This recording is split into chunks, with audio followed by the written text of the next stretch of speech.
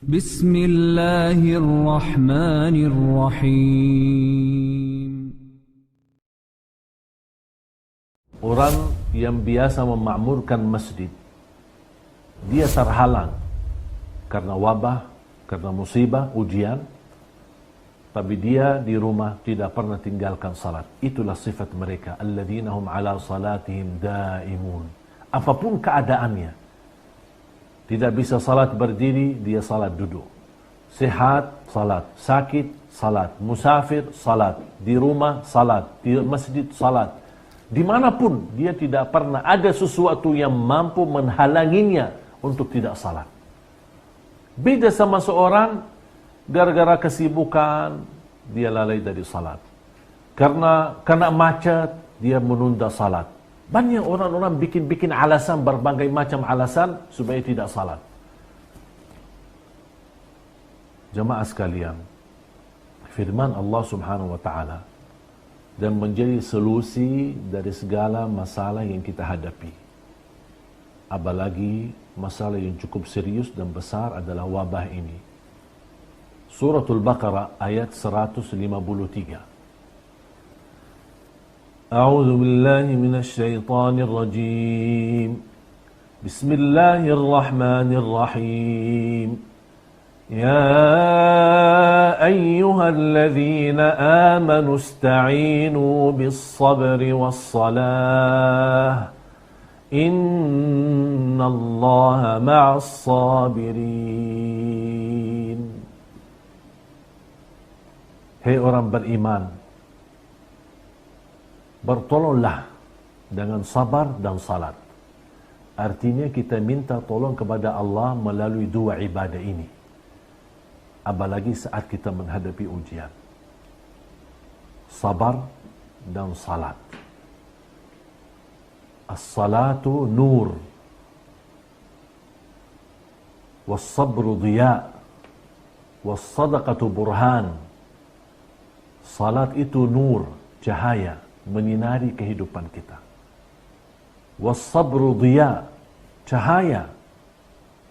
Walaupun kita merasa pahit, merasa sakit, tapi tetap kita memilih untuk bersabar. Bagaimana bisa kita menguatkan diri bersabar? Kembali kepada Al-Quran. Salat adalah solusi menguatkan diri kita untuk bersabar.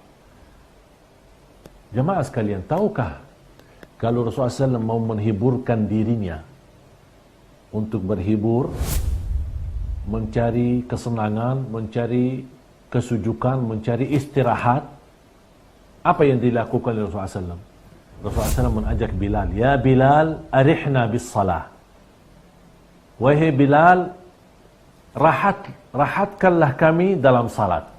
Artinya meminta Bilal azan supaya Nabi Muhammad SAW bisa salat. Coba bayangkan, begitu kepedulian Nabi Muhammad SAW untuk salat. Sampai Siti Aisyah radhiyallahu anha pernah berkata, saya lagi duduk mesra sama Nabi Muhammad SAW, lagi bercanda, senang-senang. Ketika sudah masuk waktu salat dan Rasulullah SAW mendengar azan, kata Siti Aisyah, sesungguhnya seperti Nabi Muhammad tidak kenal aku lagi. Padahal baru saja lagi bercanda, bermain-main, bersenang-senang sama istrinya. Tapi begitu mendengar azan, Rasulullah SAW langsung tinggalkan semuanya. Dan segera tunaikan salatnya. Itu Nabi Muhammad SAW. Di dalam Al-Quran menunjukkan salat itu adalah sesuatu ajaran di dalam Islam merupakan kewajiban yang amat tinggi. Dan kalau kita memperhatikan sifat orang beriman, sifat muttaqin, selalu didahulukan dengan mendirikan salat. Sebagaimana di suratul Baqarah, di awal-awal suratul Baqarah, A'udzu billahi minasy syaithanir rajim. Bismillahirrahmanirrahim. Alif lam mim.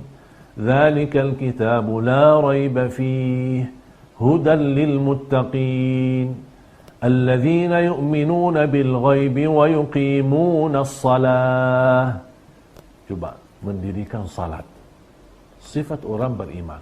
Suratul Anfal sama. Bagaimana Allah menerangkan awal-awal dari suratul Anfal, Allah menerangkan dan menjelaskan sifat orang-orang yang beriman, yang sempurna imannya.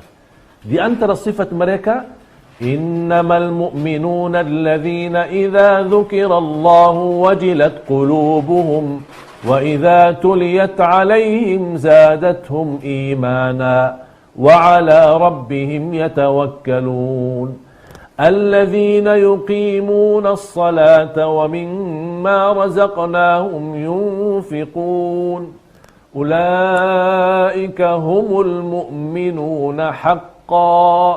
Allah pastikan mereka yang sesungguhnya yang memiliki iman yang sesungguh iman yang sempurna. Ulaika humul mu'minuna haqqan. Yang Allah jelaskan sifat mereka di suratul Anfal. Bisa jemaah sekalian kembali kepada suratul Anfal, baca dari ayat pertama, ayat kedua, ketiga dan seterusnya.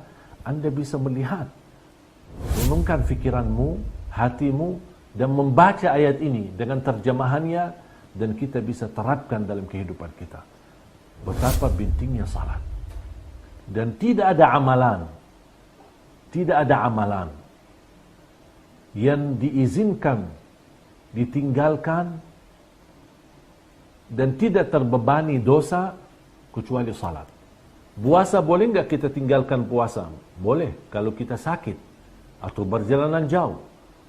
Boleh enggak kita tidak haji? Boleh, jika belum mampu. Boleh kita tidak zakat? Padahal rukun-rukun Islam yang saya sebutkan ini, rukun-rukun Islam. Boleh enggak kita tidak zakat? Boleh, jika kita belum mampu, tidak punya harta untuk dizakati. Justru kita bisa termasuk orang yang penerima zakat. Tapi satu-satunya amalan yang tidak ada uzur dan tidak ada alasan untuk ditinggalkan adalah salat. Tidak bisa berdiri, duduk. Tidak bisa duduk, berbaring. Tidak bisa wudu, tayammum. Tidak bisa salat tepat waktu karena sakit, karena musafir, berjalanan jauh. Bisa jamak. Bisa juga kasar. Tapi tidak ada uzur untuk kita dan tidak ada alasan untuk kita tinggalkan salat. Sama sekali tidak boleh salat. Kecuali kalau dalam keadaan koma atau gila atau na'udzubillah sudah murtad, keluar dari Islam. Sudah tidak ada kewajiban lagi untuk tunaikan salat. Kana Rasulullah sallallahu alaihi wasallam idza hazabahu amrun laja ila salat.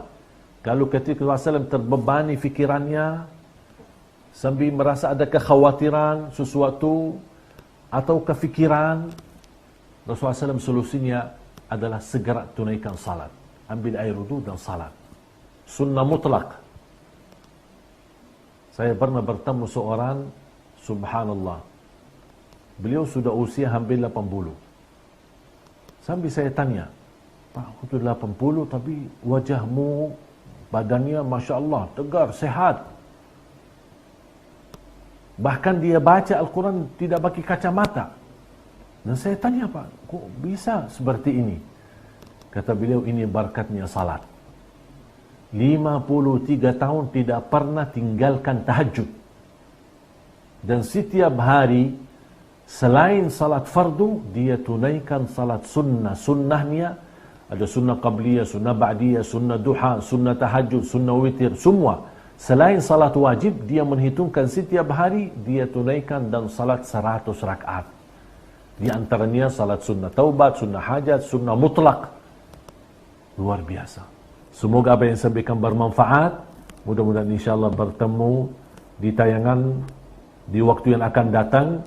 Kita tetap menjaga silaturahim kita. Ini menjadi salah satu usaha dan ikhtiar. Mudah-mudahan ilmu yang sama-sama kita belajari menambahkan wawasan dan menambahkan rasa cinta kepada Allah Subhanahu wa taala melalui Al-Qur'an, dan mudah-mudahan kita semua menjadi ahlul Qur'an dunia dan akhirat. Jazakumullahu khairan. Kurang lebihnya mohon maaf. Wabillahi taufiq wal hidayah. Akhirul kalam. Subhanakallahumma wa bihamdika asyhadu an la ilaha illa anta astaghfiruka wa atubu ilaik. Wassalamu alaikum warahmatullahi wabarakatuh.